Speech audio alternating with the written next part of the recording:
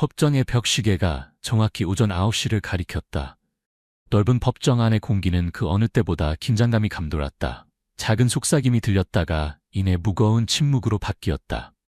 주 출입구 근처에 서 있던 경찰관이 가볍게 신호를 보내자 법정의 무거운 문이 천천히 열렸다. 겨울 아침에 차가운 바람이 살짝 들어왔다. 모든 시선이 문 쪽으로 향했다. 그 큰 문틀 안에는 변호사도 중요한 증인도 아닌 작은 소년이 서 있었다. 민준, 7살 소년이 그곳에 서 있었다. 크고 맑은 눈동자는 빛났지만 두려움은 없었다. 그는 깔끔하게 단추를 채운 흰 셔츠에 베이지색 바지를 입고 있었다. 바지는 발목보다 조금 길어 보였다. 마치 어머니가 이 중요한 날을 위해 가장 단정한 옷을 골라준 것 같았다. 약간 낡았지만 깨끗하게 닦인 작은 구두는 법정 조명 아래서 반짝였다. 법정 밖에서는 그의 어머니 윤지영 씨가 붉어진 눈으로 걱정스럽게 서 있었다. 남편이 체포된 이후로 그녀는 많이 쇠약해졌다. 하지만 오늘 가족의 유일한 희망은 법정으로 들어가는 그녀의 어린 아들에게 달려있다는 것을 알고 있었다. 민주는 깊게 숨을 들이마셨다. 작은 손을 꽉 쥐었다. 손가락이 약간 떨렸지만 그는 단호하게 앞으로 나아갔다. 그의 발걸음은 단단한 대리석 바닥에 규칙적으로 울려 퍼졌다. 법정 안의 분위기는 이 소년의 등장을 인식하면서 미묘하게 변했다. 한 아이, 특별한 증인. 과연 7살 소년이 이렇게 심각한 재판에서 무엇을 할 수 있을까? 변호사들, 검사들, 판사, 심지어 방청객들까지 모두 궁금한 눈빛으로 그를 바라보았다. 그들은 왜 어린 소년이 이 중요한 재판에 참석했는지, 그리고 이런 압박감 가득한 공간에서 무슨 말을 할지 이해하지 못했다. 하지만 민주는 알고 있었다.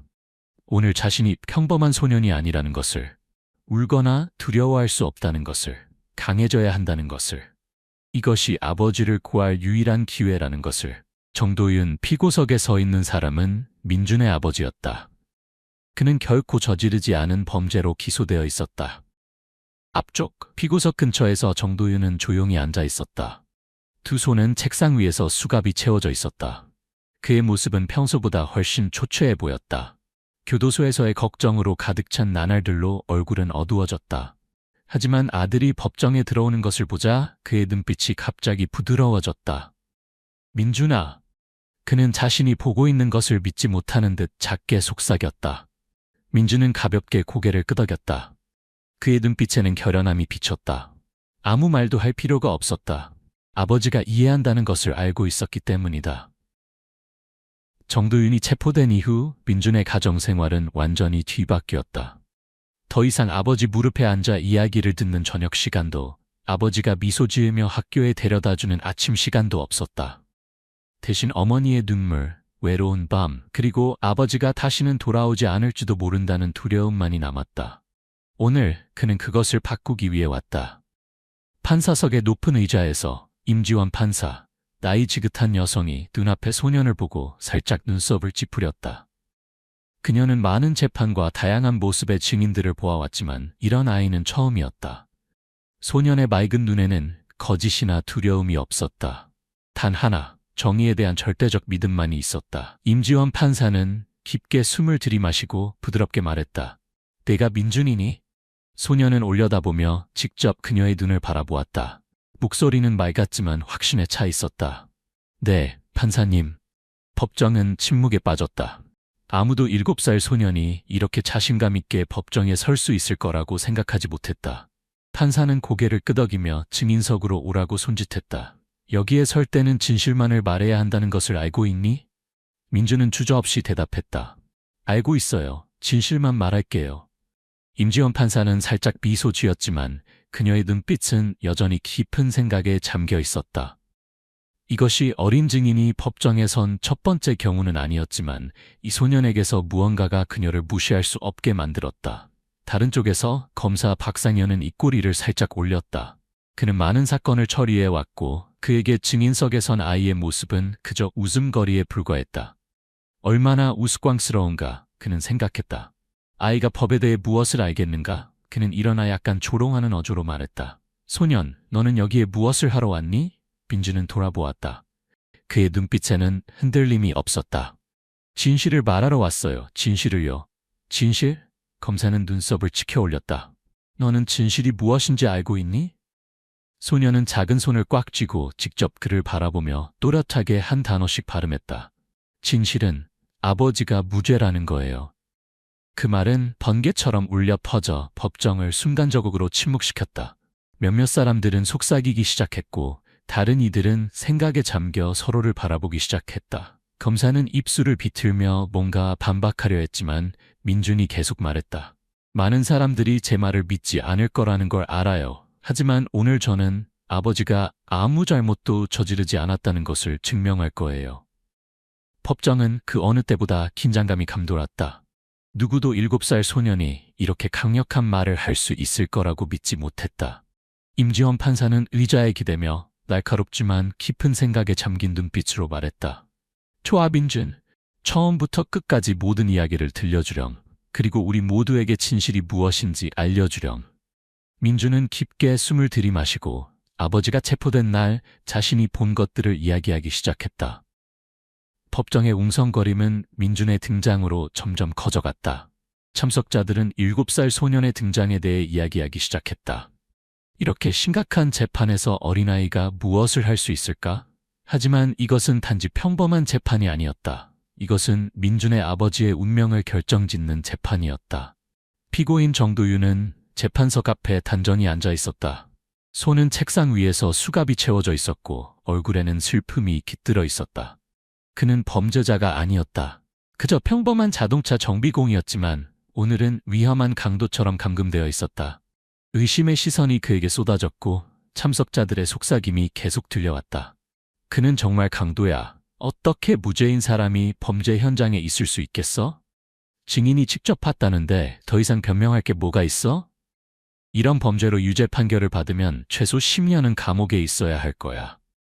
하지만 가장 아픈 것은 이런 소문이 아니라 아들 민준의 시선이었다. 그의 아들은 결연한 눈빛으로 그를 바라보고 있었다. 두려움도 혼란도 없이 오직 하나, 아버지가 무죄라는 믿음만 있었다. 검사 박상현이 일어나 양복 재킷을 정돈하고 재판석 앞으로 나아갔다. 그는 중년의 남자로 머리카락은 단정하게 빗어 넘겼고 눈빛은 날카롭고 경험이 풍부했다. 그의 경력 동안 그는 수백 건의 사건을 보아왔고 이 사건도 그중 하나에 불과했다. 존경하는 재판부, 그는 시작했다. 분명한 목소리가 넓은 법정에 울려 퍼졌다. 보석상 강도 사건은 저녁 9시 45분에 발생했습니다. 증인의 증언에 따르면 피고인 정도윤이 알람이 울릴 때 보석상에서 뛰쳐나오는 것이 목격되었습니다. 경찰은 5분 후에 현장에 도착했고 사건 인근에서 그를 체포했습니다. 박상현은 잠시 멈추고 법정을 둘러본 후 계속했다. 피고인이 현장에 있었다는 것과 모든 것을 직접 목격한 증인의 증언을 누구도 부정할 수 없습니다. 이 말을 하면서 박상현은 몸을 돌려 증인석에 앉아있는 한 남자를 가리켰다. 증인을 법정으로 불러주십시오. 법정 옆에 작은 문이 열리고 중년 남성이 들어왔다. 그는 김태준으로 보석상 맞은편에 있는 가게의 주인이었다. 김태준은 꽤 소박해 보였지만 증인석으로 걸어가면서 그의 눈빛은 약간 망설임이 있었다. 그는 목을 가다듬고 두 손을 맞잡았다.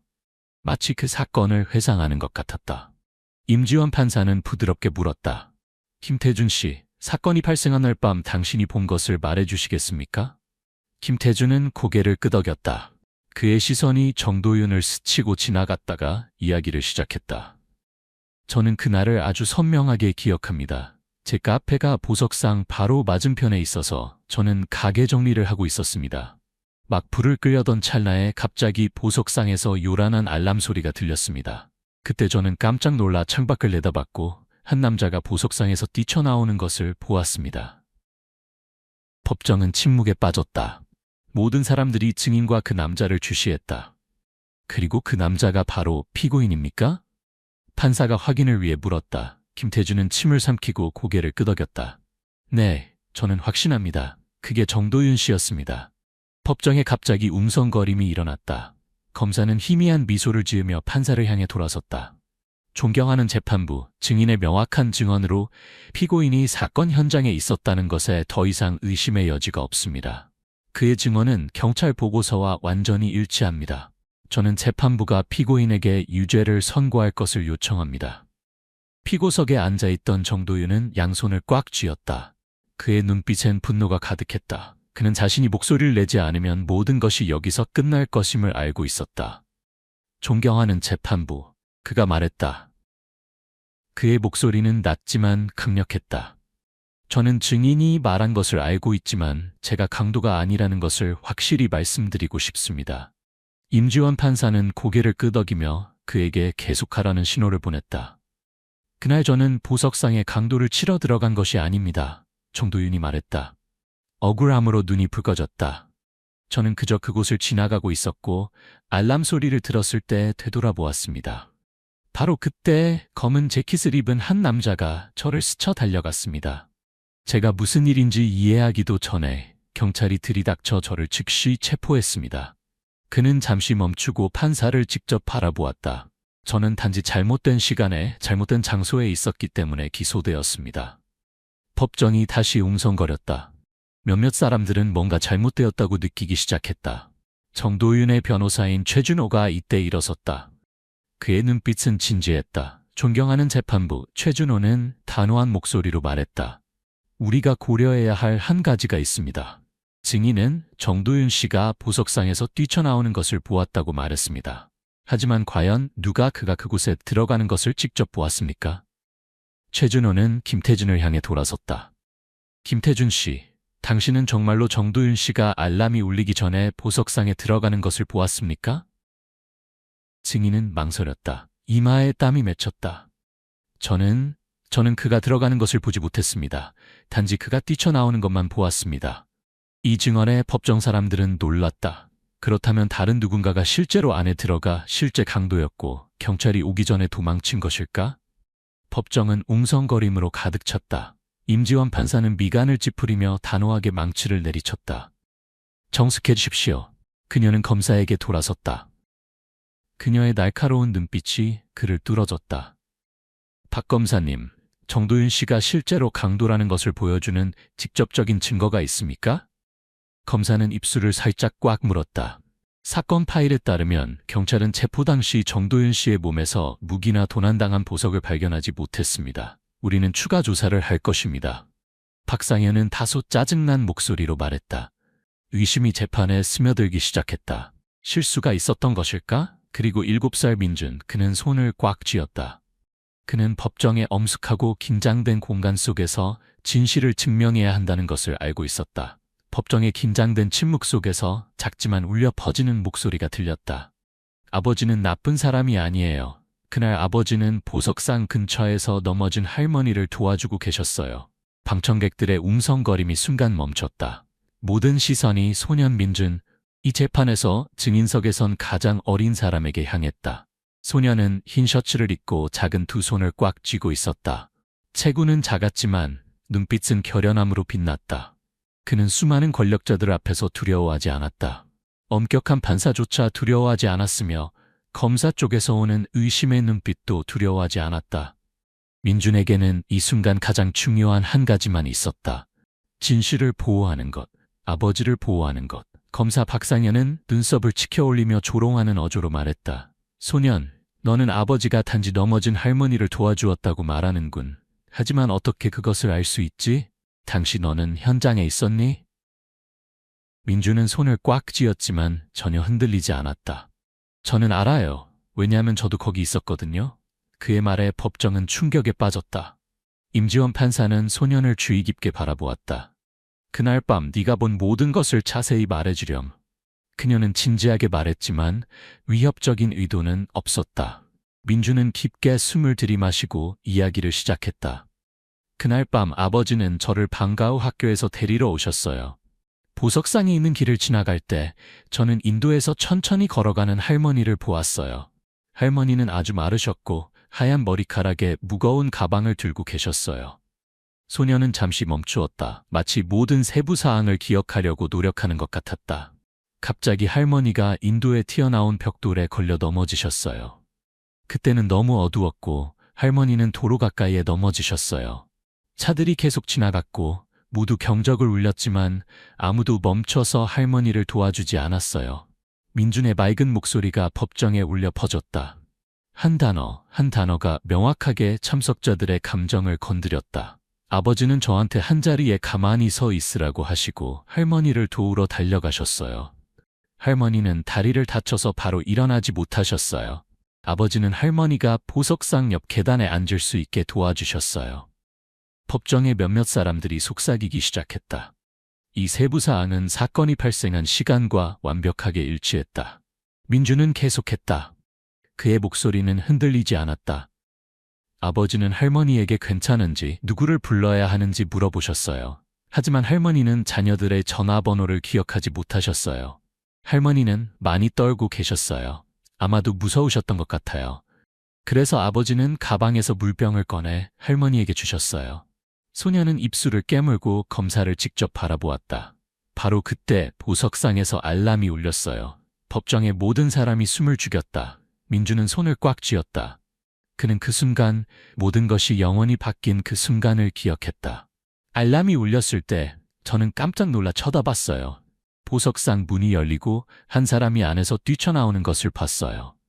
검사 박상현이 재빨리 끼어들었다. 너는 그 사람을 분명히 보았니? 민주는 미간을 찌푸리며 고개를 저었다. 아주 명확하지는 않았어요. 그 사람은 검은 코트를 입고 모자로 얼굴을 가리고 있었어요. 아주 빨리 달렸어요. 변호사 최준호, 정도윤을 변호하는 사람이 즉시 핵심을 짚었다. 그 사람이 너의 아버지가 아니라는 것을 확신하니? 확실해요. 소녀는 주저없이 즉시 대답했다. 그 사람이 뛰쳐나올 때 아버지는 여전히 할머니 옆에 앉아 계셨어요. 아버지가 보석상 안에 있었다면 어떻게 동시에 할머니와 함께 있을 수 있겠어요? 엄숙한 법정에서 공기가 얼어붙는 듯했다. 민준의 강력한 증언 이후 그리고 진실이 드러나기 시작했다. 하지만 검사 박상현, 그의 날카로움과 패배를 쉽게 인정하지 않는 것으로 유명한 사람은 아직 이 사건이 쉽게 바뀌도록 놔두지 않았다. 그는 눈을 가늘게 뜨고 차갑게 미소 지었다. 소년, 너의 똑똑함을 인정해. 그의 목소리는 낮았지만 도전적인 함의를 담고 있었다. 하지만 똑똑함이 증거를 대체할 수는 없어. 너는 아무리 감동적인 이야기를 해도 사실을 바꿀 수는 없어. 그는 임지환 판사와 방청객들을 바라보며 계속했다. 우리에게는 피고인이 현장에 있었다고 확인하는 증인이 있습니다. 소년, 네가 그것을 반박할 수 있을까? 네가 말한다고 누가 믿겠니? 법정에서 웅성거림이 일어났다. 몇몇 사람들은 고개를 끄덕이며 검사의 말이 일리 있다고 생각했다. 민주는 손을 꽉 쥐었다. 이것이 가장 어려운 순간임을 알았지만 그는 전혀 흔들리지 않았다. 그는 고개를 들고 검사의 눈을 똑바로 바라보았다. 그의 목소리는 맑았지만 단단했다. 하지만 당신의 증인이 정말로 제대로 봤는지 확실한가요? 누군가 아버지에게 왜 그곳에 있었는지 물어봤나요? 이 질문은 마치 날카로운 칼처럼 법정의 공간을 가로질렀다. 검사 박상현은 아주 짧은 순간 멈칫했지만 민주는 알아챘다.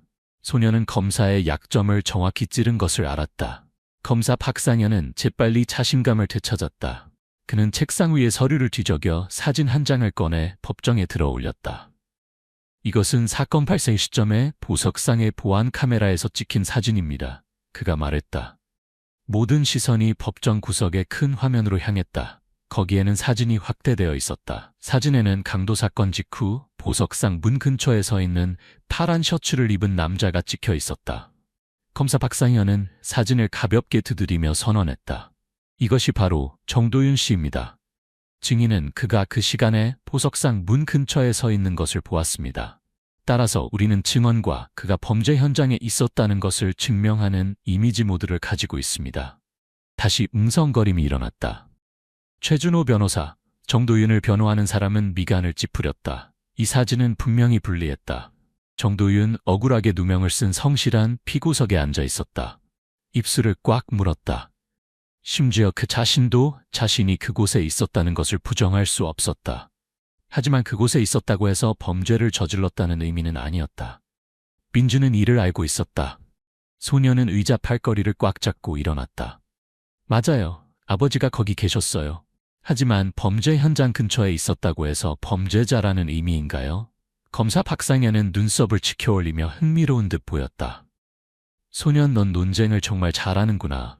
하지만 사건이 발생했을 때 가장 가까이 있던 사람이 주요 용의자가 된다는 것을 기억해. 민주는 입술을 다물었다. 검사 박상현이 계속했다. 만약 내 아버지가 무죄라면 어째서 그가 알람이 울릴 때 바로 그곳에 나타났는지 설명해봐. 이 질문은 소년의 논리에 강한 타격을 주는 것 같다. 하지만 민주는 두려워하지 않았다. 그는 고개를 들고 검사를 똑바로 바라보며 또박또박 말했다. 바로 그 질문 때문에 여러분은 진실을 놓치고 있어요. 검사 박상현은 눈을 가늘게 떴다. 무슨 말이냐? 민주는 깊게 숨을 들이마신 후 임지원 판사를 바라보았다. 판사님, 제가 검사 측 증인에게 질문을 해도 될까요? 판사는 고개를 끄덕였다. 증인을 불러주세요. 증인이 증언대로 올라왔다. 그는 중년 남성 박민석으로 보석상 근처에 있는 상점 주인이었다. 민주는 그를 바라보며 천천히 물었다. 아저씨는 제 아버지가 보석상에서 나왔다고 하셨죠? 박민석은 고개를 끄덕였다. 맞아, 그를 보석상 문 바로 앞에서 보았어. 그리고 바로 그때 알람이 울렸지. 민주는 입술을 다물고 갑자기 물었다. 아저씨는 제 아버지가 보석상에 들어가는 것을 보셨나요? 박민석은 눈을 깜빡였다. 이 질문에 약간 당황한 듯했다. 나는 확실하지 않아. 검사 박상현은 미간을 찌푸렸다. 민주는 그가 반응할 시간을 주지 않고 즉시 말했다. 그렇다면 어떻게 아저씨는 아버지가 안에서 나왔다는 것을 알 수 있죠? 아버지가 이미 밖에 서 있었던 게 아니라고 어떻게 확신하시나요? 박민석은 멈칫했다. 법정은 침묵에 빠졌다. 민주는 검사를 바라보며 분명한 목소리로 말했다. 당신의 증인은 단지 제 아버지가 거기 서 있는 것만 봤을 뿐 그가 보석상에 들어가는 것을 보지 못했어요. 그는 처음부터 밖에 있었을 수도 있어요. 그렇다면 아저씨의 증언만으로는 아버지가 강도라고 단정할 수 없어요. 최준호 변호사가 미소를 지었다. 그는 앞으로 나아가 민준에게 고개를 끄덕인 후 검사를 향해 돌아섰다. 존경하는 재판부, 분명히 증인은 정도윤 씨가 보석상에서 나온 것을 확인할 수 없습니다. 이는 그가 반드시 강도일 필요는 없다는 것을 의미합니다. 검사 박상현은 입술을 다물었다. 그의 얼굴이 점점 긴장되어 갔다. 임지원 판사는 서류를 내려다보며 권위 있는 목소리로 말했다. 재판부는 이 핵심 포인트를 인정합니다. 정도윤 씨가 보석상에 들어가는 것을 직접 본 증인이 없다면 우리는 모든 혐의를 재검토해야 합니다. 법정에서 다시 웅성거림이 일어났다. 민주는 손을 꽉 쥐었다. 아버지를 구하기 위한 첫 번째 단계가 성공했지만 아직 싸움이 끝나지 않았음을 알고 있었다. 법정의 공기가 얼어붙은 듯했다. 민주는 도전적인 질문을 던졌다. 만약 아버지가 부자였다면 체포되었을까요? 전체 법정이 무거운 침묵에 잠겼다. 모든 참석자들은 그 질문 속의 함의를 이해했지만 아무도 감히 대답을 입 밖으로 내지 못했다. 임지원 판사는 높은 판사석에 앉아 날카로운 눈빛으로 증인석에 서 있는 7살 소년을 내려다보았다. 그녀가 정의의 저울을 든 수년 동안 그녀는 이런 질문을 감히 던지는 아이를 본 적이 없었다. 전체 법률 시스템이 흔들릴 수 있는 질문. 검사 박상현은 순간적으로 굳었다. 그의 평소 자신감이 흔들렸다. 그러다가 반사적으로 그는 책상을 3개 내리치며 소년에게 소리쳤다. 소년, 이곳은 법정이야. 너는 그런 추측성 질문을 할 수 없어. 하지만 민주는 물러서지 않았다. 그는 검사의 눈을 똑바로 바라보며 분명하게 말했다. 저는 추측하는 게 아니에요. 단지 모두가 답을 알지만 아무도 말하지 않는 질문을 했을 뿐이에요. 법정에서 웅성거림이 점점 커졌다. 몇몇 사람들은 고개를 끄덕였다. 민준이 말한 것이 이치에 맞다는 것을 알았기 때문이다. 최준호 변호사, 정도윤을 변호하는 사람은 민준의 지혜와 용기에 깊은 존경심을 느끼며 미소 지었다. 그는 앞으로 나아가 손을 등 뒤로 맞잡고 차분한 목소리로 말했다. 존경하는 재판부, 소년의 질문은 비이성적이지 않습니다. 그것은 우리 모두가 숙고해야 할 문제를 제기합니다. 그는 검사 박상현을 향해 돌아섰다. 검사님은 민준의 질문이 추측이라고 말씀하셨습니다. 그렇다면 저는 사실에 기반한 다른 질문을 드리고 싶습니다. 최준호 변호사는 검사의 책상 가까이 걸어가며 단호한 목소리로 말했다. 만약 높은 지위, 넓은 인맥을 가진 사람이 정도윤 씨와 같은 상황에서 체포된다면 그는 정확히 같은 방식으로 대우받을까요? 그는 확실한 증거도 없이 즉시 구금되고 강도라는 딱지가 붙을까요? 검사 박상현은 입술을 깨물었지만 즉각적으로 대답하지 않았다. 최준호 변호사는 계속했다. 우리는 모두 많은 경우에 차별이 실제한다는 것을 알고 있습니다. 가난하고 좋은 변호사를 고용할 여유가 없고 보호해줄 권력이 없는 사람은 쉽게 대신 죄를 뒤집어 쓸 수 있습니다. 그는 깊게 숨을 들이마시고 검사 박상현을 똑바로 바라보았다. 이것이 바로 우리가 감정이나 가정이 한 사람의 운명을 결정하도록 놔둘 수 없는 이유입니다. 만약 정도윤 씨가 정말로 죄를 지었다면 우리는 판결을 기꺼이 받아들일 것입니다. 하지만 그가 억울하다면 누구도 눈을 감고 모른 채 할 권리가 없습니다. 법정에서는 웅성거림이 일어났다. 검사 박상현은 쉽게 압도당하지 않았다. 그는 냉소적으로 웃으며 차갑게 말했다. 매우 훌륭합니다, 최 변호사님. 하지만 법은 감정에 기반해 판단하지 않습니다. 우리는 증거에 대해 이야기하고 있지 가정이나 사회 이론에 대해 이야기하는 것이 아닙니다. 그는 민준을 향해 돌아섰다. 그의 눈빛은 날카로웠다. 소년, 너는 법정 전체를 생각하게 만드는 질문을 했어. 하지만 이제 사실로 돌아가자. 그는 정도윤을 가리켰다. 너의 아버지는 보석상 근처에 있었어. 우리는 증인의 증언과 카메라 영상을 가지고 있어. 만약 네가 그가 강도와 관련이 없다는 것을 증명하지 못한다면 부자든 가난하든 사실을 바꿀 수 없어. 그는 팔짱을 끼고 도전적으로 민준을 바라보았다. 그래서 네가 증명할 수 있을까? 법정의 분위기는 극도로 긴장되었다. 모든 시선이 민준에게 향했다. 소녀는 살짝 미소 지으며 한 걸음 물러섰다. 할 수 있어요. 검사 박상현은 약간 눈썹을 찌푸렸다. 소년의 자신감에 놀란 듯했다. 민준은 최준호 변호사를 바라보며 고개를 끄덕였다. 변호사는 미소 지으며 재킷 주머니에서 작은 USB를 꺼냈다. 존경하는 재판부, 제가 이 사건의 방향을 완전히 바꿀 것이라고 믿는 영상이 있습니다. 모든 사람들이 멈췄다. 검사 박상현은 미간을 찌푸렸다. 무슨 영상입니까? 최준호 변호사는 대답하지 않고 그저 USB를 법정 서기에게 건넸다. 몇 초 후 영상이 큰 화면에 나타났다. 영상 속 이미지는 선명했다. 보석상의 카메라가 아닌 다른 각도에서 촬영된 카메라가 중요한 순간, 강도가 일어난 순간을 모두 담고 있었다. 검은 옷을 입고 얼굴을 가린 남자가 보석상에서 뛰쳐나왔다. 큰 가방을 안고 있었다.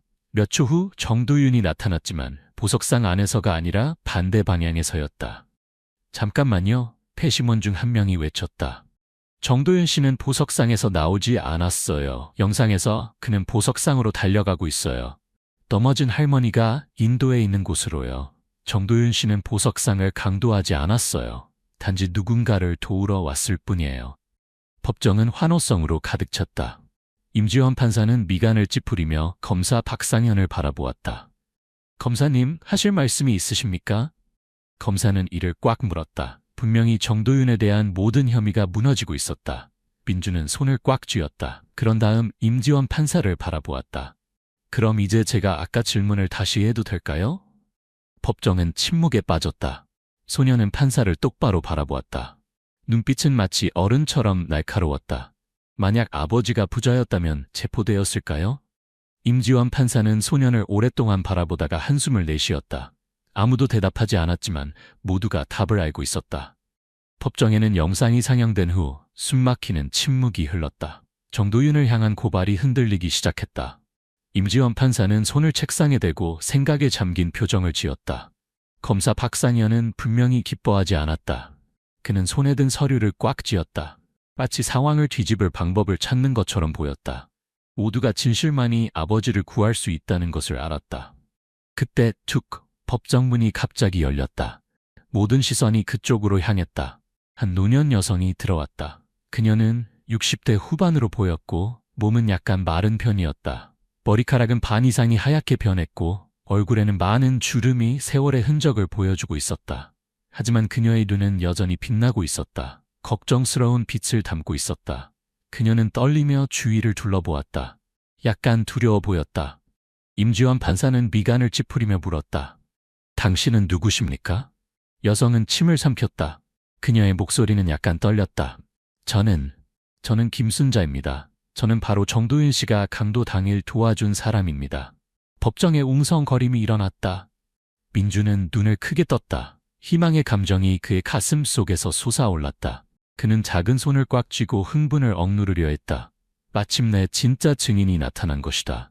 임지원 판사는 김순자에게 증인석으로 나오라고 손짓했다. 그녀는 천천히 걸어갔다. 다리는 약간 떨렸지만 눈빛에는 결연함이 가득했다. 증인석에 서서 그녀는 몸을 숙여 피고인인 정도윤을 바라보았다. 억울하게 고발당한 남자를. 그녀는 깊게 숨을 들이마시고 따뜻한 목소리로 말했다. 더 일찍 오지 못해 죄송합니다. 정도윤은 눈을 크게 떴다. 그의 목소리는 쉬어 있었다. 김순자 씨, 정말로 당신이십니까? 김순자는 고개를 끄덕였다. 그녀는 검사 박상현을 똑바로 바라보고 모든 것을 이야기하기 시작했다. 그날 저는 보석상 근처를 지나가고 있었습니다. 저는 나이가 들었고 다리가 약해서 인도로 올라가다가 보석상 문 앞에서 넘어졌습니다. 그녀는 잠시 멈추고 숨을 고른 후 계속했다. 바로 그때 정도윤 씨가 지나가고 있었습니다. 그는 제가 넘어지는 것을 보고 멈춰서 저를 도와주었습니다. 그는 보석상에 들어가지 않았고 강도와도 전혀 관련이 없었습니다. 법정은 숨을 죽였다. 김순자가 계속 말했다. 그녀의 목소리는 확신에 차 있었다. 정도윤 씨가 제게 손을 내밀었을 때 마스크를 쓴 사람이 보석상에서 뛰쳐나왔습니다. 저는 알람 소리를 들었고 사람들이 소리치기 시작했습니다. 그녀는 마른 손을 꽉 쥐었다. 하지만 당시 저는 땅에 넘어져 있었기 때문에 사람들은 정도윤 씨만 보석상 근처에 서 있는 것을 보았습니다. 그들은 저를 보지 못했습니다. 김순자의 증언은 법정을 강타했다. 사람들은 웅성거리기 시작했다. 그래서 정도윤 씨는 정말로 무죄였던 거야? 그는 단지 누군가를 도왔을 뿐인데 누명을 썼다고? 세상에 이 증인이 없었다면 정도윤 씨는 유죄 판결을 받았을 수도 있어. 검사 박상현은 이를 꽉 물었다. 분명히 그는 점점 통제력을 잃어가고 있었다. 임지원 판사는 망치를 내리치며 정숙을 요구했다. 그 후 그녀는 김순자를 바라보며 진지하게 물었다. 김순자 씨, 왜 지금에서야 증언하러 오셨습니까? 만약 사건을 목격하셨다면 왜 처음부터 경찰에게 알리지 않으셨습니까? 김순자는 고개를 숙였다. 그녀의 목소리는 약해졌다. 저는 너무 두려웠습니다. 모든 사람들이 충격을 받았다. 김순자는 계속했다. 그녀의 눈에는 눈물이 맺혔다. 그날 경찰이 오고 그들이 정도윤 씨를 강도로 생각해 체포한 후 저는 말을 하려고 했습니다. 그녀는 떨었다. 하지만 그날 한 낯선 남자가 저를 찾아왔습니다. 그는 제가 정도윤 씨를 위해 증언하면 큰 문제가 생길 거라고 경고했습니다. 법정에서 놀라움의 소리가 들렸다. 최준호 변호사는 눈을 가늘게 떴다. 낯선 남자라고요? 그를 설명해 주실 수 있습니까? 김순자는 고개를 끄덕였다. 그는 검은 옷을 입고 있었고 키가 컸습니다. 턱 아래에 작은 흉터가 있었습니다. 민주는 김순자의 증언이 끝난 후 몸이 굳었다. 법정은 두려운 침묵에 빠졌다. 단지 몇몇 참석자들의 속삭임만이 들렸다. 임지원 판사는 손을 들어 턱을 비볐다. 그녀의 얼굴에는 깊은 생각이 드러났다. 만약 김순자가 말한 것이 사실이라면 이 사건은 완전히 잘못된 방향으로 진행되었을 수 있다. 그녀는 검사 박상현을 똑바로 바라보았다. 그녀의 목소리는 권위 있게 울려 퍼졌다. 검사님, 정도윤 씨가 잘못 식별되었을 가능성이 있습니다. 어떻게 생각하십니까? 이 질문은 마치 날카로운 검처럼 검사를 향해 겨누어졌다. 검사 박상현은 몸이 굳었다. 그는 이런 상황을 예상하지 못했다. 김순자의 증언은 매우 명확했고 설득력이 있었다. 더욱이 흉터가 있는 낯선 남자에 대한 그녀의 묘사는 수사 파일에 있는 한 세부 사항과 일치했다. 다른 증인이 보석상에서 의심스러운 남자가 도망치는 것을 보았다고 진술했지만 당시에는 구체적인 증거가 없어 그 진술이 무시되었다. 이제 진실의 조각들이 서서히 드러나고 있었다. 검사 박상현은 입술을 다물고 침착함을 유지하려 했다. 그는 책상 위에 서류를 넘기며 마치 탈출구를 찾는 것처럼 보였지만 그는 즉각적으로 반박할 수 없었다. 진실이 이미 분명해지기 시작했기 때문이다. 최준호 변호사는 그를 뚫어지게 바라보았다.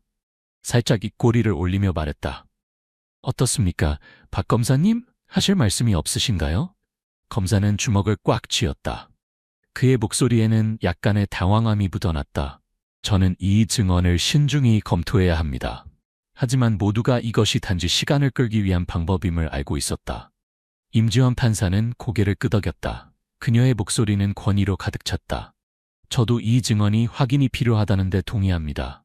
그러나 그녀는 잠시 멈추었다가 계속했다. 김순자 씨의 증언은 이 사건에 대한 새로운 관점을 제공합니다. 이는 정도윤 씨가 정말로 무죄일 수 있음을 보여줍니다. 그녀는 검사 박상현 쪽으로 돌아서며 날카로운 눈빛으로 말했다. 검찰에게 즉시 모든 사건을 재조사할 것을 요구합니다. 여기에는 김순자 씨가 언급한 흉터 있는 낯선 남자의 신원 확인도 포함됩니다. 검사는 입술을 꽉 물었지만 동의하는 것 외에는 다른 선택이 없었다. 법정 방청객들은 웅성거리기 시작했다. 설마 경찰이 잘못된 사람을 체포한 건가? 세상에, 정도윤 씨는 정말로 억울했군. 민준이 없었다면 그는 이미 유죄 판결을 받았을 수도 있어. 민준은 손을 꽉 쥐었다. 그의 눈은 희망으로 빛났다. 그는 진실을 밝혀냈지만 아직 긴장을 풀 수 없다는 것을 알고 있었다. 여전히 중요한 조각이 밝혀지지 않았기 때문이다. 진짜 강도는 누구였을까? 흉터가 있는 남자는 이 사건과 어떤 관련이 있을까? 진실을 감추려는 세력이 아직 존재하는 것일까? 그 대답은 여전히 앞에 놓여 있었다. 검사 박상현은 깊게 숨을 들이마셨다. 그런 다음 임지원 판사를 똑바로 바라보았다. 그는 이 상황에서 이길 수 없다는 것을 알고 있었다. 법정의 분위기는 숨이 막힐 정도로 긴장되었다. 모든 시선이 임지원 판사에게 향했다. 그녀는 최종 판결을 내리기 위해 모든 증거를 검토한 후 준비하고 있었다. 무고한 사람이 얼마나 오랫동안 억울함을 당했는가. 민주는 작은 손을 꽉 쥐었다. 손톱이 거의 살을 파고들 정도였다. 그가 한 모든 것, 그의 용감한 말, 모두 이 순간을 위한 것이었다. 최준호 변호사는 앞으로 약간 몸을 기울였다. 그의 눈빛은 긴장으로 가득했다. 검사 박상현은 더 이상 이전처럼 오만하지 않았다. 그는 책상을 내려다보고 있었다. 아마도 무고한 사람을 이런 상황에 몰아넣은 것에 대해 스스로를 책망하고 있을 것이다. 아래쪽 방청석에서 군중은 숨을 죽였다. 아무도 감히 말하지 못했다. 모두가 대답을 기다리고 있었다. 그리고 마침내 모든 증거와 증인의 증언을 검토한 후 배심원단은 결론에 도달했다. 임지원 판사는 정도윤을 똑바로 바라보았다. 그녀의 목소리는 안정되고 권위 있게 울려 퍼졌다. 법정은 정도윤 씨에게 무죄를 선고합니다. 한순간의 침묵이 흘렀고 그 후 법정은 폭발했다. 박수 소리가 천둥처럼 울려 퍼졌다. 모든 사람들이 일어나 환호했다. 세상에, 정도윤 씨가 무죄 판결을 받았어. 마침내 정의가 승리했어. 그는 무죄야. 그는 무죄야. 환호성이 법정 전체에 울려 퍼졌다. 방청석 중앙에서 민주는 눈에 눈물이 고였다. 소녀는 아버지에게 달려갔다. 아버지! 정도윤은 무릎을 꿇고 팔을 벌려 아들을 맞이했다. 부자는 서로를 꼭 껴안았다. 뜨거운 눈물이 뺨을 타고 흘러내렸다. 아버지는 우리 아들이 똑똑하다는 걸 알았어. 아버지는 네가 아버지를 포기하지 않을 줄 알았어. 민주는 흐느끼면서도 밝게 웃었다. 아버지는 바보예요. 다음에는 누명 쓰지 마세요. 법정 모두가 웃음을 터뜨렸다. 오랜 긴장 끝에 안도의 웃음이었다. 최준호 변호사가 다가와 말했다. 정의는 여전히 살아있습니다. 최 변호사님. 그는 정도윤에게 다가와 그의 어깨에 손을 얹었다. 축하합니다, 정도윤 씨. 진실이 마침내 승리했습니다. 정도윤은 변호사의 손을 꽉 잡았다. 그의 목소리는 감정으로 막혔다. 저는 감사하다는 말 외에는 할 말이 없습니다. 최준호 변호사는 미소를 지었다. 그러나 곧 그는 다시 진지해졌다. 사실 가장 감사해야 할 사람은 당신의 아들입니다. 민준이 없었다면 오늘의 결과는 없었을 겁니다. 정도윤은 돌아서서 민준을 바라보았다. 그의 눈에서 눈물이 흘러내렸다. 그는 아들의 머리를 쓰다듬었다. 그의 목소리는 떨렸다. 민준아, 네가 아버지를 구했구나. 민준은 눈물을 닦았다. 소녀는 환한 미소를 지었다. 그럼 이제 아버지는 제게 선물을 주셔야 해요. 법정 모두가 웃음을 터뜨렸다. 모두가 부자의 애정에 감동받았다. 기쁨의 와중에도 한 사람은 축하에 참여하지 않았다. 검사 박상현은 조용히 서류를 정리했다. 그의 얼굴은 약간 무거워 보였다. 오늘 그는 패배했지만 이것은 단순한 패배가 아니라 정의에 대한 교훈이었다. 최준호 변호사가 그에게 다가가 부드럽게 말했다. 박 검사님, 오늘 당신도 무언가를 깨달으셨죠? 검사는 잠시 멈춘 후 한숨을 내쉬었다. 저는 모든 각도를 신중히 고려하지 않고 정도윤 씨를 너무 성급하게 기소했습니다. 다행히 아직 늦지 않았습니다. 최준호 변호사는 미소 지었다. 정의는 항상 빛을 찾는 방법을 가지고 있습니다. 오늘은 단지 조금 늦게 도착했을 뿐입니다. 검사 박상현은 고개를 끄덕인 후 조용히 법정을 떠났다. 아마도 그는 오늘 일어난 일에 대해 생각할 것이다. 정도윤과 민준이 법정을 나왔을 때 밖에는 이미 군중이 기다리고 있었다. 이웃들, 친구들, 그리고 정의를 믿는 낯선 사람들까지 정도윤을 기다리고 있었다. 모두 미소를 짓고 있었다. 축하해요, 정도윤 씨. 마침내 무죄 판결을 받으셨군요. 당신은 정말 좋은 사람이에요. 하늘은 좋은 사람을 저버리지 않아요. 정도윤은 감동했다. 그는 모든 사람들 앞에서 깊이 고개를 숙였다. 모두 감사합니다. 저를 믿어주셔서 감사합니다. 민주는 아버지의 손을 꼭 잡았다. 소년의 미소는 태양처럼 빛났다. 오늘 그는 성공했다. 아버지를 보호했다. 비록 정도윤은 무죄 판결을 받았지만 아직 한 가지 중요한 것이 밝혀지지 않았다. 진짜 강도는 누구였을까? 김순자가 본 흉터 있는 남자는 누구였을까? 이 사건은 정말로 끝난 것일까? 축하하는 군중 속에서 한 사람이 조용히 자리를 떠났다. 모자로 얼굴을 가린 남자, 그의 뺨에는 긴 흉터가 있었다. 그는 살짝 미소 지으며 사람들 속으로 사라졌다. 이 사건은 아직 진정으로 끝나지 않았다. 정도윤이 무죄 판결을 받은 후에도 억울함은 씻겼지만 그의 삶은 이전과 같지 않았다. 명예는 회복되었지만 과연 누가 한때 누명을 썼던 사람을 고용하려 할까?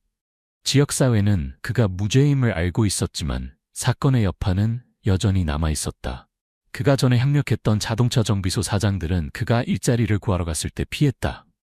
정도윤 씨, 정말 미안합니다만 아시잖아요. 제 고객들이 아직 걱정하고 있어요. 그들은 신뢰하지 않아요. 저는 당신을 고용할 수 없습니다. 정도윤 씨, 정말 돕고 싶지만 저도 가족이 있어요. 당신을 고용하면 고객들이 떠날까봐 걱정됩니다. 이런 거절은 마치 정도윤의 가슴을 찌르는 칼 같았다. 그들에게 악의가 없다는 것을 알고 있었지만 사회는 아직 그를 완전히 신뢰하지 못했다. 하지만 정도윤은 포기하지 않았다. 그 후 며칠 동안 그는 계속해서 일자리를 찾아다녔지만 모든 문은 그의 앞에서 닫혔다. 단 한 사람만이 그에게 등을 돌리지 않았다. 이남준, 그가 전에 일했던 오래된 정비소의 주인이었다. 정도윤이 지친 표정과 걱정으로 가득 찬 얼굴로 정비소로 돌아왔을 때 이남준은 그저 미소 지으며 그의 어깨를 두드렸다. 왜 제가 당신을 고용하지 않을 거라고 생각하셨나요? 저는 당신이 어떤 사람인지 압니다. 설명이 필요 없어요. 이남준은 잠시 멈췄다가 계속했다.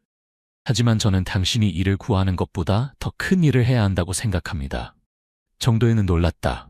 어떤 의미이신가요? 이남준은 거리 모퉁이 근처를 가리켰다.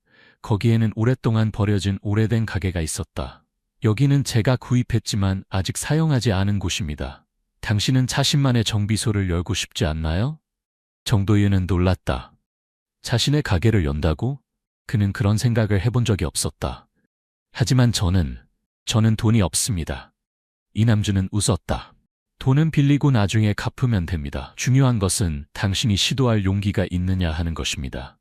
이남준만이 아니었다. 한때 정도윤을 의심했던 사람들도 생각을 바꾸기 시작했다. 어느 날 동네 슈퍼마켓 주인, 전에 정도윤을 비난했던 사람이 새 자동차 정비 도구 한 봉지를 가져왔다. 전에 당신에 대해 잘못 생각했습니다. 이건 작은 선물입니다. 받아주세요. 이웃들도 함께 도왔다. 누군가는 벽돌을, 누군가는 가게 페인트를, 스트랩, 누군가는 여전히 사용할 수 있는 오래된 도구들을 가져왔다. 서서히 새로운 자동차 정비소가 탄생했다. 간단한 간판이 걸렸다. 민준 자동차 정비소라는 이름이었다. 처음에는 손님들이 여전히 경계했지만 조금씩 이해하는 사람들이 돌아오기 시작했다. 한 손님이 들어와 망설이다가 결국 정도윤에게 차를 맡겼다. 수리가 끝난 후 정도윤은 아주 적은 금액만 받았다. 당신의 차는 약간의 문제만 있었습니다. 저는 이 부품만 교체했습니다. 나머지는 여전히 좋은 상태입니다. 새 것으로 교체하는데 돈을 쓸 필요가 없습니다. 손님은 놀랐다. 정말요? 다른 정비소에 갔다면 아마 저에게 전체 부품을 교체하라고 했을 겁니다. 시간이 지남에 따라 정직한 자동차 정비사에 대한 이야기가 퍼져나갔다. 한때 작았던 정비소는 동네에서 잘 알려진 장소가 되었다. 민주는 항상 아버지 곁에 있었다. 소녀는 작은 일들을 도왔다. 때로는 도구를 들고, 때로는 물건을 사러 가고, 때로는 그저 아버지 옆에 앉아 차에 대해 배웠다. 어느 날 한 기자가 찾아와 정도윤과 민준의 이야기를 쓰고 싶어 했다. 7살 소년이 아버지의 운명을 바꾸고 정의에 대한 사회의 인식을 바꾼 이야기. 그 기사는 온라인에 게재되자마자 소셜미디어에서 화제가 되었다. 사람들은 토론하기 시작했다. 만약 민준이 없었다면 정도윤의 운명은 어땠을까? 얼마나 많은 무고한 사람들이 그들을 대변할 사람 없이 유죄 판결을 받았을까? 정의는 정말로 공정한가? 민준의 이야기는 단지 그의 아버지를 구한 것뿐만 아니라 사회가 자신을 돌아보게 했다. 1년 후 민준 자동차 정비소는 동네에서 가장 신뢰받는 정비소 중 하나가 되었다. 정도윤은 단지 차를 수리하는 것뿐만 아니라 일자리가 없는 가난한 젊은이들에게 기술을 가르쳤다. 저도 한때 어려웠습니다. 저는 그 느낌을 압니다. 배우고 싶다면 저는 무료로 가르쳐 드리겠습니다.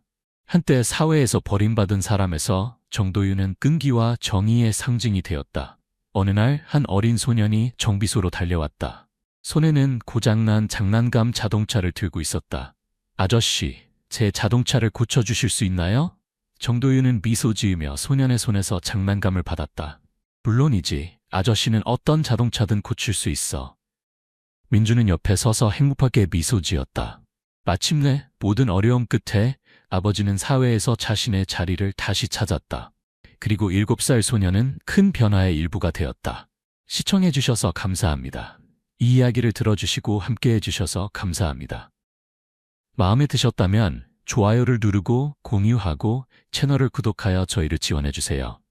흥미진진한 다음 이야기에서 다시 만나 뵙겠습니다. 안녕히 계세요. 서울 외곽의 작은 마을 해림동, 아파트 단지와 전통시장이 어우러진 이곳에서 12살 소녀 윤서는 빛나는 존재였습니다. 까만 머리카락과 맑은 눈동자를 가진 윤서는 학교에서도 성적이 우수하고 밝은 미소로 주변 사람들에게 사랑받았습니다. 윤서의 가족은 겉보기엔 완벽했습니다. 아버지 김민석 씨는 유명 건설회사의 엔지니어로 서울의 여러 현대적인 건물 설계에 참여한 인물이었습니다. 어머니 박지영 씨는 큰 농업기업의 관리자로 일하며 지역 농가에 작물 품종을 배포하는 일을 맡고 있었습니다. 윤서는 이런 부모님의 자랑이자 가정의 중심이었습니다. 매일 아침 윤서는 해림중학교로 향하는 길을 즐겁게 걸었습니다. 그 학교는 헌신적인 교사들로 유명했고 윤서는 특히 문학과 생물학에서 두각을 나타냈습니다. 질문을 많이 하고 호기심이 넘치는 그녀를 선생님들은 모두 좋아했습니다. 그러나 완벽해 보이던 이 그림에 균열이 생기기 시작했습니다. 민석 씨의 회사는 큰 다리 건설 프로젝트가 자금 부족으로 중단되면서 어려움을 겪게 되었습니다. 밤늦게까지 이어지는 회의, 긴장된 전화통화가 따뜻한 가족 식사 시간을 대체하기 시작했습니다. 한편 지영 씨도 농업협동조합이 작물 실패로 위기에 처하면서 직장 압박에 시달렸습니다. 두 사람은 점점 멀어졌고 윤서는 그 변화를 분명히 느꼈습니다. 더 이상 부모님이 함께 저녁마다 이야기를 나누는 모습을 볼 수 없었고 윤서의 질문에는 지친 고개 끄덕임이나 나중에 윤서야 라는 미움의 대답만 돌아왔습니다.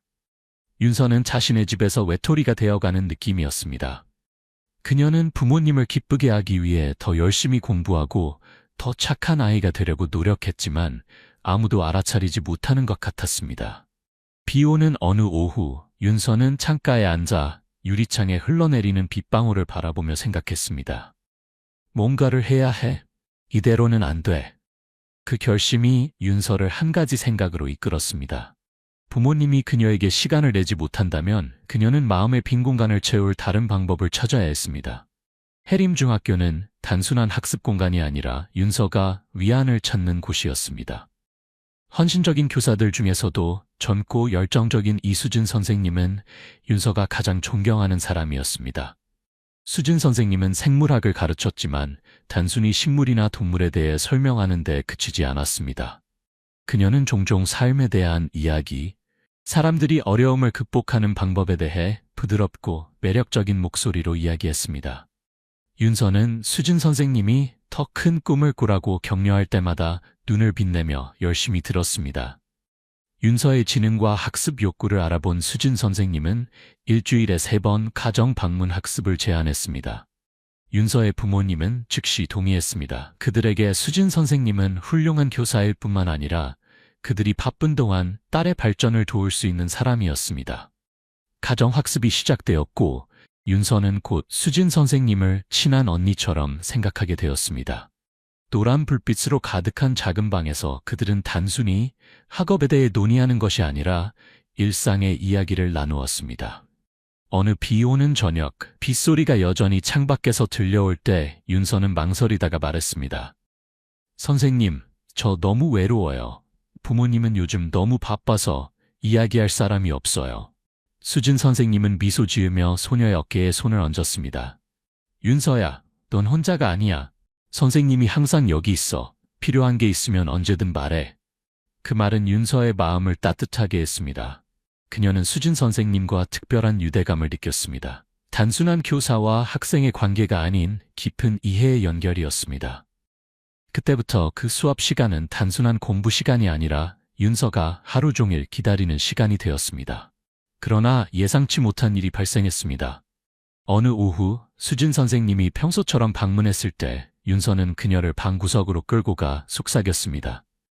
선생님, 부모님이 저를 데리고 나갈 시간이 없어요. 저는 그냥 한 번만 어디든 가고 싶어요. 이 느낌을 잊기 위해서라도 저와 함께 가주실래요? 수진 선생님은 잠시 생각하더니 고개를 끄덕였습니다. 물론이지. 내일은 주말이니까 데리고 갈게. 정말 즐거운 하루를 보낼 거야, 윤서야. 윤서는 환하게 웃었고 그녀의 눈은 기쁨으로 빛났습니다. 그녀는 이 여행이 자신의 삶에서 새로운 장을 열게 될 것이라는 사실을 알지 못했습니다. 아름답지만 아무도 예상치 못한 비밀이 숨겨진 장이었습니다. 다음 날 아침 해림동을 덮은 얇은 안개를 통해 첫 햇살이 비치기 시작했을 때 윤서는 이미 준비를 마쳤습니다. 그녀는 깨끗한 흰 셔츠, 작은 운동화를 신고 더할 나위 없이 환한 미소를 지었습니다. 수진 선생님은 정시에 도착했습니다. 오래되었지만 깨끗한 자전거를 타고 있었습니다. 자, 타자. 오늘은 특별한 곳으로 탐험을 떠날 거야. 그들은 구불구불한 시골길을 따라 자전거를 탔습니다. 양옆으로는 끝없이 펼쳐진 푸른 들판이 있었고 시원한 바람이 풀과 꽃의 향기를 실어왔습니다. 윤서는 뒤에 앉아 수진 선생님을 꼭 안고 있었고 마음속의 모든 슬픔이 사라지는 듯한 느낌이 들었습니다. 첫 번째 목적지는 마을 끝에 있는 작은 숲이었습니다. 높은 나무들이 하늘을 가리고 나뭇잎 사이로 빛이 새어들어와 땅 위에 반짝이는 빛의 줄무늬를 만들었습니다. 윤서는 환호성을 질렀습니다. 와, 정말 아름다워요, 선생님. 전 여기 한 번도 와본 적 없어요. 수진 선생님은 미소 지었습니다. 이곳은 내가 조용히 있고 싶을 때 자주 오는 곳이야. 오늘은 내 것이야. 그들은 작은 시냇물 옆 큰 바위에 앉았습니다. 물이 흐르는 소리는 자연의 음악처럼 들렸습니다. 윤서는 수진 선생님에게 자신이 소외감을 느꼈던 날들, 부모님을 기쁘게 하려고 노력했지만 응답받지 못했던 방법에 대해 이야기했습니다. 수진 선생님은 경청했고, 때로는 고개를 끄덕이고, 때로는 윤서가 마음을 편하게 털어놓을 수 있도록 부드러운 질문을 던졌습니다. 그 후 그들은 길가의 작은 음식점으로 갔습니다. 윤서는 바삭한 해물파전을 주문했고 수진 선생님은 향기로운 된장찌개를 선택했습니다.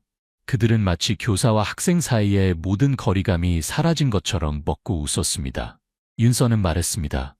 선생님, 오늘 정말 즐거웠어요. 이렇게 빨리 슬픔을 잊을 수 있을 거라고 생각도 못했어요. 수진 선생님은 소녀를 따뜻한 눈길로 바라보았습니다. 윤서야, 넌 행복할 자격이 있어. 인생에는 내 앞에 기다리는 아름다운 것들이 많단다. 그날은 꿈처럼 흘러갔습니다. 늦은 오후에 집으로 돌아왔을 때 윤서는 문 앞에서 수진 선생님을 꼭 안았습니다. 감사해요, 선생님. 오늘을 절대 잊지 않을 거예요. 수진 선생님은 소녀의 머리를 쓰다듬었습니다. 나도 즐거웠어. 내일 또 가고 싶으면 다시 가자. 윤서는 빠르게 고개를 끄덕였고 그녀의 마음은 희망으로 가득 찼습니다. 그녀는 이 기쁨이 그녀의 삶을 영원히 바꿀 일련의 사건들의 시작에 불과하다는 것을 알지 못했습니다. 다음 며칠 동안 윤서와 수진 선생님은 때려야 뗄 수 없는 동반자가 되었습니다. 매주 주말마다 그들은 해림동의 작은 구석구석을 함께 탐험했습니다. 화려한 들꽃밭에서부터 지역 아이들이 모이는 오래된 댐까지 모든 여행은 추억이 되었고 모든 이야기는 그들을 더 단단히 묶는 끈이 되었습니다. 윤서는 더 이상 외롭지 않았습니다. 수진 선생님은 단순한 교사가 아니라 청자, 안내자, 그리고 때로는 소녀와 함께 장난치는 친구였습니다. 한 번은 들판에서 메뚜기를 잡으며 작은 곤충들이 이리저리 뛰어다닐 때 함께 웃었습니다. 또 다른 날에는 오래된 나무 아래 앉아 수진 선생님이 꿈꾸었던 먼 여행에 대한 이야기를 들었습니다. 윤서의 부모님은 딸의 변화를 알아차렸습니다. 그녀는 더 행복해졌고 예전처럼 그들에게 많은 질문을 하지 않았습니다. 민석 씨와 지영 씨는 안도감을 느꼈고 수진 선생님이 그들의 딸의 정신적 웰빙을 잘 돌보고 있다고 생각했습니다. 그들은 심지어 수진 선생님을 몇 번 저녁 식사에 초대하기도 했고 그녀의 헌신에 감사를 표했습니다. 그러나 어느 날 아침 윤서는 이상한 느낌으로 깨어났습니다. 그녀는 피곤함을 느꼈고 배가 약간 불편했지만 아마도 며칠 동안 너무 열심히 놀았기 때문이라고 생각했습니다. 그녀는 아무에게도 말하지 않고 조용히 식탁에 앉아 아침을 먹었습니다. 지영 씨는 출근 준비를 서두르며 딸을 바라보았습니다. 윤서야, 괜찮니? 안색이 안 좋아 보이는데. 네, 그냥 조금 피곤해요. 괜찮을 거예요. 윤서는 미소를 지으려고 노력하며 대답했습니다. 하지만 정오가 되자 불편함은 사라지지 않고 더 뚜렷해졌습니다. 윤서는 배에 둔한 통증을 느끼기 시작했습니다. 마치 몸 안에서 무언가가 깨어나는 것 같았습니다. 그녀는 방금 가정방문 수업을 위해 도착한 수진 선생님에게 달려갔습니다. 선생님, 배가 너무 아파요. 어떻게 해야 할지 모르겠어요. 수진 선생님은 눈썹을 찌푸리며 윤서의 이마에 손을 얹었습니다. 열은 없는 것 같은데. 어디 보자. 하지만 윤서의 고통스러운 표정을 보고 수진 선생님은 걱정했습니다. 어머님께 전화해야겠어. 뭔가 이상해. 지영 씨는 소식을 듣자마자 급히 집으로 돌아왔습니다. 배를 움켜쥐고 있는 딸을 보고 당황했습니다. 윤서야, 뭘 먹었길래 이렇게 아프니? 소화불량인가? 모르겠어요, 엄마. 그냥 점점 더 아파요. 윤서는 약한 목소리로 대답했습니다. 지영 씨는 망설임 없이 딸을 지역병원으로 데려가기로 결정했습니다. 수진 선생님도 걱정스러운 눈빛으로 함께 갔습니다. 그들은 이 병원 방문이 온 가족을 악몽 속으로 끌어들일 충격적인 비밀을 밝히게 될 것이라고는 예상하지 못했습니다. 해림병원은 작지만 깨끗한 건물로 복도에는 소독약 냄새가 희미하게 풍겼습니다. 윤서는 진료실로 안내되었고 침착한 중년 남성인 정 박사가 검진을 시작했습니다. 그는 증상에 대해 몇 가지 질문을 한 다음 소녀가 단순히 소화장애를 앓고 있다고 생각하며 진통제를 처방했습니다. 하지만 지영 씨는 여전히 불안했습니다. 여전히 배를 안고 창백한 얼굴로 누워있는 딸을 보며 그녀는 불길한 예감을 느꼈습니다. 그녀는 수진 선생님의 손을 잡고 속삭였습니다. 수진 씨, 뭔가 이상해요. 추가 검사를 해봐야 할 것 같아요. 아무것도 놓치고 싶지 않아요. 수진 선생님은 고개를 끄덕였습니다. 제가 의사에게 말해볼게요. 그들은 더 확실한 확인을 위해 초음파 검사를 요청했습니다. 정 박사는 그것이 단지 예방조치라고 생각하면서도 동의했습니다. 윤서는 초음파실로 안내되어 걱정스러운 눈으로 침대에 누웠습니다. 소녀는 왜 엄마와 수진 선생님이 그렇게 긴장하는지 이해하지 못했지만 그들을 둘러싼 무거운 분위기를 느낄 수 있었습니다. 초음파 기계가 윤서의 배 위를 지나갈 때 담당 의사인 젊은 여성 이 박사는 갑자기 멈췄습니다. 그녀의 얼굴은 창백해졌고 눈은 자신이 보는 것을 믿을 수 없다는 듯 커졌습니다. 그녀는 정 박사를 불러 윤서가 듣지 못하는 무언가를 속삭였습니다. 두 사람은 빠르게 대화를 나눈 후 정 박사는 지영 씨를 향해 돌아섰습니다. 지영 씨, 잠시 따로 이야기를 나눌 수 있을까요? 지영 씨와 수진 선생님은 의사를 따라 방 한쪽으로 갔습니다. 윤서는 그곳에 누워 심장이 두근거리며 무슨 일이 벌어지는지 이해하지 못했습니다. 지영 씨가 돌아왔을 때 그녀의 눈은 붉게 충혈되어 있었고 손은 결과지를 들고 떨리고 있었습니다. 그녀는 윤서를 바라보며 목이 메어 말했습니다. 윤서야, 엄마에게 진실을 말해줘. 우리에게 말하지 않은 무슨 일이 있었니? 윤서는 어리둥절했습니다. 아니요, 엄마. 무슨 말씀이신지 모르겠어요. 그냥 배가 아플 뿐이에요. 하지만 지영 씨는 더 이상 참을 수 없었습니다. 그녀는 딸을 꽉 안고 눈물을 흘렸습니다. 어떻게 이런 일이? 내 딸은 겨우 12살인데. 수진 선생님은 옆에 서 있었고 그녀의 얼굴은 빗기가 사라졌습니다. 초음파 결과는 윤서가 임신 중임을 보여주었습니다. 너무 어린 소녀에게는 믿기 힘든 일이었습니다.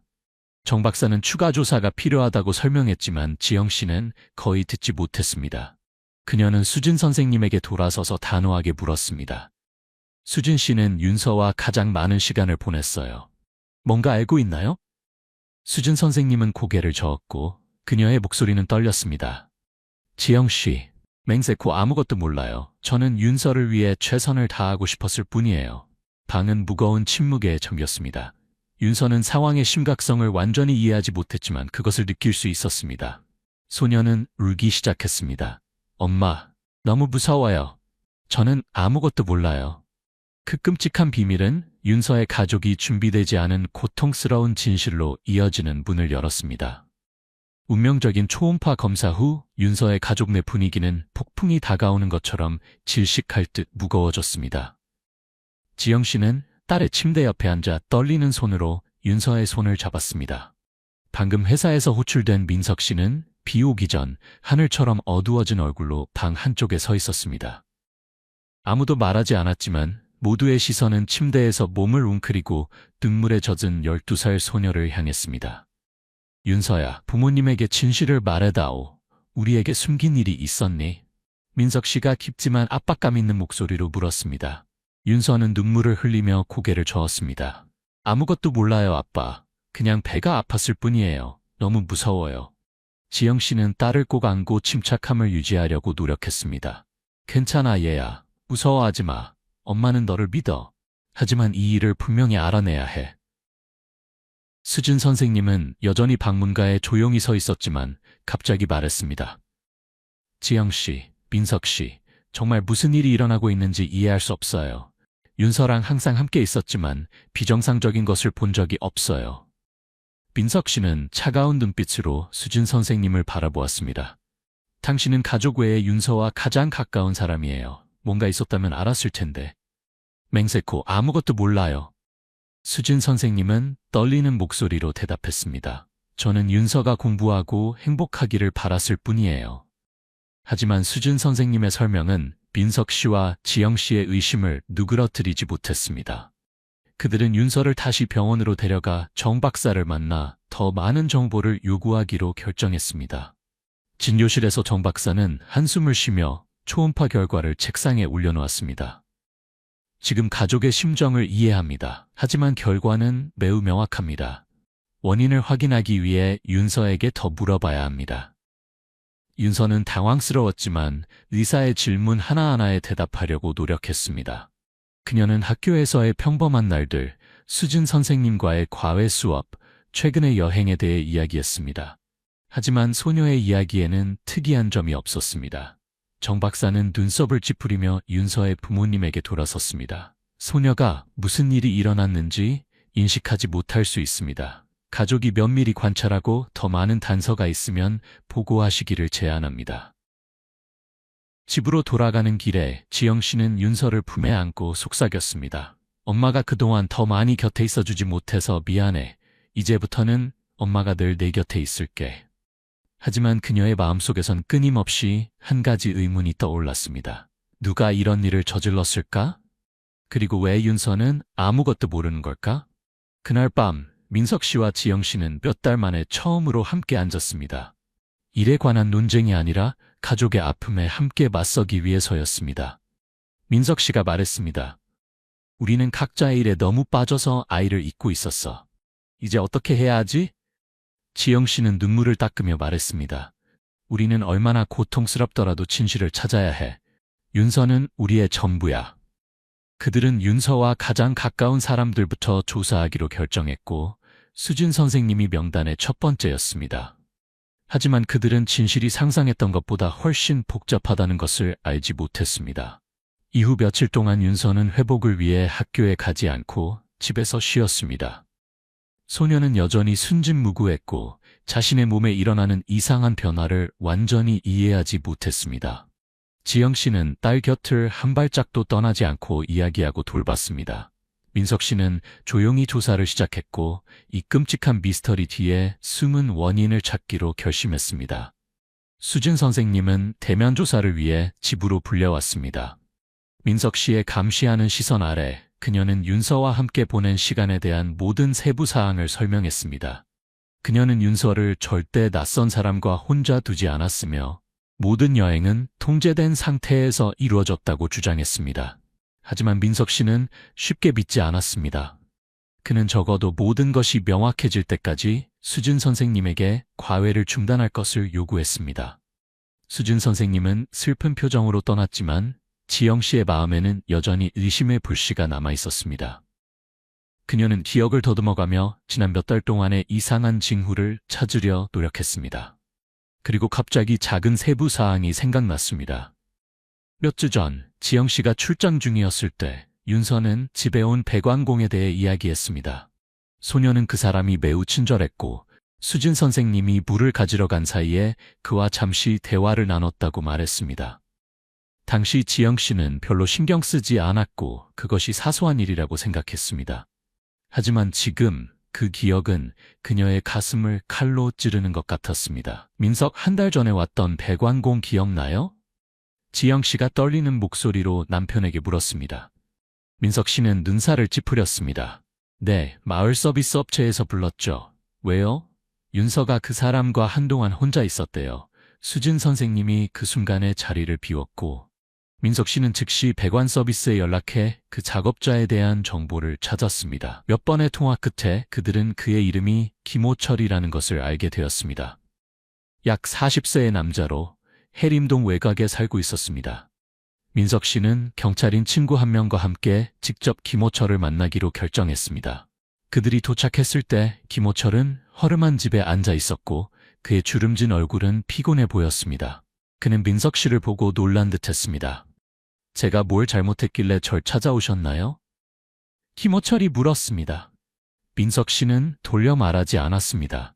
한 달 전에 우리 집에 배관 수리를 하러 오셨죠. 제 딸 기억하시나요? 김호철은 고개를 끄덕였습니다. 물론이죠. 귀여운 소녀였어요. 배관 작업에 대해 몇 가지 질문도 했었죠. 왜 그러세요? 하지만 민석 씨가 윤서의 상태에 대해 언급하자 김호철의 얼굴이 참백해졌습니다. 그는 더듬거리며 말했습니다. 저는 아무것도 하지 않았어요. 그냥 소녀와 잠깐 얘기했을 뿐이에요. 민석 씨의 경찰 친구가 앞으로 나서며 냉정한 목소리로 말했습니다. 경찰서로 저희와 함께 가시는 게 좋겠습니다. 상황을 명확히 해야 합니다. 무죄라면 두려워할 것 없습니다. 김호철은 끌려갔고 민석 씨는 무거운 마음으로 집으로 돌아왔습니다. 그는 낯선 사람이 이런 끔찍한 일을 저질렀다고 믿고 싶지 않았지만 모든 단서가 고통스러운 진실로 이어지고 있었습니다. 해림동 경찰서에서 김호철은 여러 시간 동안 신문을 받았습니다. 처음에는 모든 혐의를 부인하며 윤서와 단 몇 분만 대화했다고 주장했습니다. 그러나 날카로운 질문과 가족이 제공한 증거, 특히 다른 성인이 없을 때 그가 집에 있었던 시간 등의 압박에 직면하자 김호철은 무너지기 시작했습니다. 마침내 그는 고개를 숙이고 쉰 목소리로 말했습니다. 저는 그럴 의도가 없었어요. 그때 통제력을 잃었어요. 죄송합니다. 그 자백은 윤서의 가족에게 망치로 내려치는 것 같았습니다. 민석 씨는 김호철에게 달려들어 때리고 싶은 분노를 억누르기 위해 주먹을 꽉 쥐었습니다. 소식을 들은 지영 씨는 바닥에 쓰러져 흐느꼈습니다. 내 아이, 어떻게 그런 짓을 저지를 수 있죠? 윤서는 경찰서에 없었지만 가족 분위기의 변화를 느낄 수 있었습니다. 소녀는 부모님이 더 많이 우는 것을 보았고 그들이 자신을 더 꽉 안는 것을 느꼈지만 아무도 명확하게 설명해주지 않았습니다. 그녀는 그저 물었습니다. 엄마, 제가 뭘 잘못했어요? 왜 모두가 이렇게 슬퍼해요? 지영 씨는 딸을 안고 흐느꼈습니다. 아니, 윤서야, 내가 잘못한 게 아니야. 너를 지켜주지 못한 부모의 잘못아? 김호철이 체포된 후 윤서의 가족은 고통스러운 침묵 속에 빠졌습니다. 그들은 적어도 지금은 소녀에게 전체 진실을 알리지 않기로 결정했습니다. 충격을 견디지 못할까봐 두려웠기 때문입니다. 하지만 그들은 또한 윤서의 삶이 다시는 예전과 같지 않을 것임을 이해했습니다. 정 박사는 추가 검사 후 가족에게 윤서를 더 전문적인 치료를 받을 수 있는 더 큰 병원으로 데려갈 것을 권고했습니다. 그는 말했습니다. 소녀의 상태는 면밀한 관찰이 필요합니다. 우리는 그녀의 안전을 보장하기 위해 최선을 다할 것입니다. 민석 씨와 지영 씨는 동의했습니다. 그들은 윤서를 도 병원으로 데려갔고 그곳에서 소녀는 헌신적인 의사들의 보살핌을 받았습니다. 그 기간 동안 두 사람은 번갈아가며 딸 곁을 지키며 그들이 놓친 시간을 만회하려고 노력했습니다. 진실을 알게 된 수진 선생님은 붉은 눈으로 윤서를 방문했습니다. 윤서야, 그때 내 곁에 있지 못해 미안해. 이런 일이 일어날 줄 몰랐어. 윤서는 약하게 미소 지었습니다. 선생님, 슬퍼하지 마세요. 저는 선생님이 항상 저에게 좋은 분이란 걸 알아요. 고통이 여전히 남아 있었지만 윤서의 가족은 이를 극복할 방법을 찾기 시작했습니다. 그들은 앞으로의 길이 쉽지 않을 것임을 알았지만 모든 어려움에 함께 맞서기로 결심했습니다. 시간이 흐르면서 윤서는 병원에서 회복되기 시작했습니다. 의사들의 보살핌과 부모님의 끝없는 사랑 아래 소녀는 예전처럼 고통스러워하지 않았습니다. 하지만 그 작은 몸은 아무도 원치 않았던 변화를 겪었습니다. 민석 씨와 지영 씨는 전문가의 조언을 구한 후 의학적 조언과 딸의 미래를 보호하고자 하는 바람에 따라 윤서의 임신을 가장 안전한 방법으로 종료하기로 결정했습니다. 이 결정은 쉽지 않았지만 그들은 윤서가 다시 시작할 수 있도록 필요한 일이라는 것을 알았습니다. 수술 후 윤서는 병원 침대에 누워 맑은 눈으로 창문 밖을 바라보았습니다. 햇살이 비치는 곳을 바라보며 소녀는 여전히 일어난 일을 완전히 이해하지 못했지만 부모님이 자신을 대하는 방식의 변화를 느꼈습니다. 그들은 더 이상 예전처럼 바쁘지 않았고 긴 전화통화나 집을 비우는 날이 없었습니다. 대신 민석 씨는 종종 옆에 앉아 이야기를 들려주었고 지영 씨는 그녀가 좋아하는 음식을 가져왔습니다. 어느 오후 황혼이 병실을 황금빛으로 물들일 때 지영 씨는 윤서의 손을 잡고 부드럽게 말했습니다. 윤서야, 엄마가 너에게 이런 많은 고통을 겪게 해서 미안해. 이제 엄마는 너를 다시는 떠나지 않을 거야. 윤서는 엄마를 바라보며 미소 지었습니다. 엄마, 그렇게 말씀하지 마세요. 저는 엄마와 아빠가 항상 저를 사랑한다는 걸 알아요. 저는 그냥 모두가 행복했으면 좋겠어요. 민석 씨가 작은 상자를 들고 들어왔습니다. 그는 상자를 열었고 안에는 윤서의 이름이 새겨진 예쁜 목걸이가 있었습니다. 이건 아빠가 너에게 주는 선물이야. 무슨 일이 있어도 아빠와 엄마가 항상 내 곁에 있다는 걸 기억하게. 윤서는 부모님을 안았고 눈물이 뺨을 타고 흘러내렸습니다. 하지만 이번에는 행복한 눈물이었습니다. 소녀는 그들이 자신에게 주는 사랑을 느꼈습니다. 예전에는 바쁜 날들에 가려졌던 감정이었습니다. 윤서가 퇴원했을 때 가족은 평화를 찾기 위해 한동안 해림동을 떠나기로 결정했습니다. 그들은 바다 근처의 작은 마을로 이사했습니다. 맑은 공기와 부드러운 파도 소리가 치유의 약물처럼 작용하는 곳이었습니다. 민석 씨는 건설 일을 잠시 미루고 지역 어민들을 위한 배수리에 집중했습니다. 지영 씨는 협동조합에서 완전히 그만두고 해변가에 작은 카페를 열었습니다. 그들의 삶은 느려졌지만 그 어느 때보다 따뜻했습니다. 윤서는 새 마을의 학교로 돌아갔고 곧 친구를 사귀고 어린 시절의 기쁨을 되찾았습니다.